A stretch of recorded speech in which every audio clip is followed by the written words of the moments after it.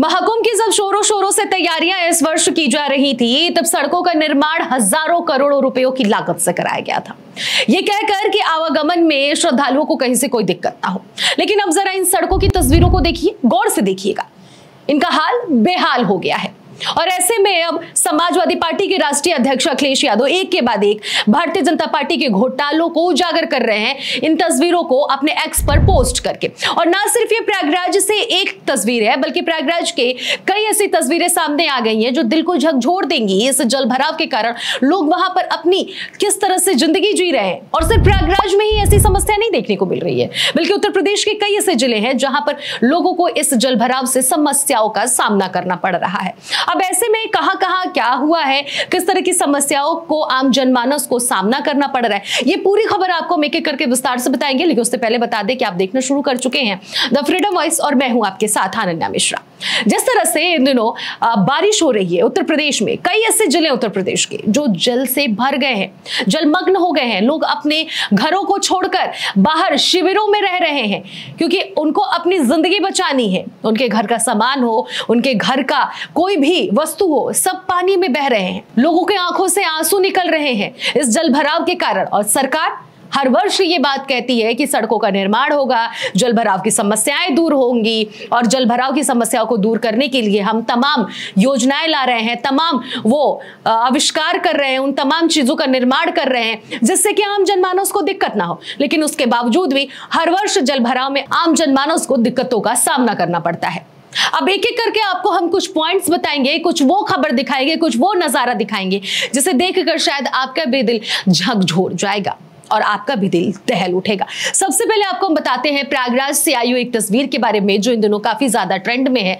आपको बताते चले, जहां प्रयागराज में नवजात शिशु और उसकी मां को बाढ़ प्रभावित क्षेत्र से सुरक्षित निकालने के लिए जब कोई मदद नहीं मिली तो घर वालों ने बच्चों को कंधे के ऊपर, हाथों पर टांगा और मां को कंधे पर बिठाया।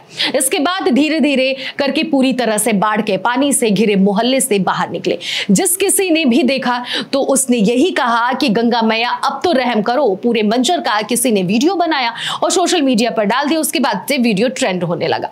वहीं इसी के साथ आपको ये भी बताते चले कि एक और तस्वीर इसी प्रयागराज से आ रही है, जहां पर एक माता पिता गले तक के पानी को पार करते हुए अपने नवजात शिशु को हाथ में उठाकर उन पानी को पार करते हुए नजर आ रहे हैं। ये भी दिल को झकझोर दे रही है तस्वीर।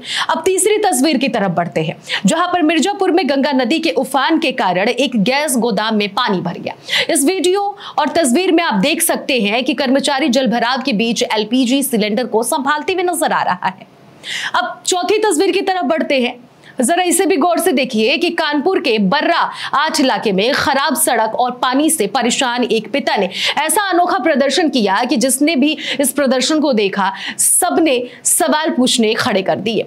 आपको बताते चले कि जिसने भी इस पिता का यह अनोखा प्रदर्शन देखा, सबका ध्यान इस पिता ने अपनी ओर आकर्षित कर लिया। हुआ यूं कि सुबह स्कूल जाते समय इस पिता की छोटी बेटी रामगोपाल चौराहे के पास जर्जर सड़क पर भरे पानी में गिर गई। बेटी के गिरने से वह भीगी, लेकिन पिता का गुस्सा जो है फूट पड़ा। बेटी को संभालने के बाद उन्होंने तय कर लिया कि अब चुप नहीं बैठना है और इस मामले की ओर सबका ध्यान खींचने के लिए उन्होंने एक अनोखा कदम उठाया, जो अब चर्चा का विषय बन गया है। दरअसल आपको बताते चले कि नाराज पिता सीधे उसी गड्ढे वाली सड़क पर गए जहां पर पानी भरा हुआ था। वहां चटाई और एक तकिया लाकर पानी के बीचों बीच लेटकर विरोध जताने लगे। इस दौरान बीच सड़क पर पानी में लेटे आदमी को देखकर राह चलते राहगीर भी रुक गए और ट्रैफिक धीमा हो गया। और हर किसी ने यह नजारा देखा कि किस तरह से एक बाप अपनी बच्ची के दर्द को आवाज देने के लिए गंदे पानी में लेटा है। इस विरोध प्रदर्शन की तस्वीरों और वीडियो सोशल मीडिया पर अभी तो तेजी से वायरल हो रही हैं, लेकिन पीड़ित पिता ने बताया कि वह कई बार अधिकारियों, पार्षद और विधायक और सांसद से गुहार लगा चुका है कि सड़क बनवाइए, लेकिन कोई भी सुनवाई नहीं हुई। रामगोपाल चौराहे से लेकर आनंद साउथ सिटी तक की सड़क पूरी तरह से टूट चुकी है। बरसात में यह रास्ता और भी खतरनाक हो जाता है, गड्ढों में पानी भर जाता है और पता ही नहीं चलता है कि कहां सड़क है और कहां गड्ढा। आए दिन यहाँ बाइक फिसलती है और बच्चे स्कूल जाते समय गिरते हैं और बुजुर्ग चोटिल हो जाते हैं। अब ये जो आपको हमने 3-4 तस्वीरें दिखाई हैं, ये इस बात का सबूत है कि उत्तर प्रदेश की सरकार कितनी नाकाम सरकार है, किस तरह की वो व्यवस्था की हुई है। गड्ढा मुक्त अब उत्तर प्रदेश का सड़क होगा। कहां गड्ढा मुक्त सड़क हुआ है?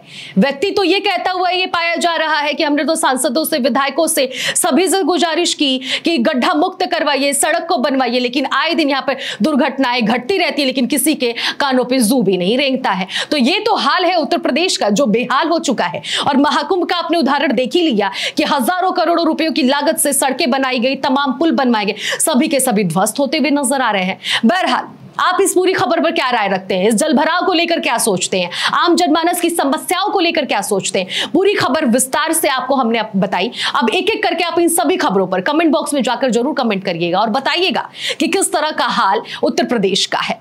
फिलहाल इस खबर में इतना ही, बाकी खबरों के लिए बने रहिए द फ्रीडम वॉइस के साथ।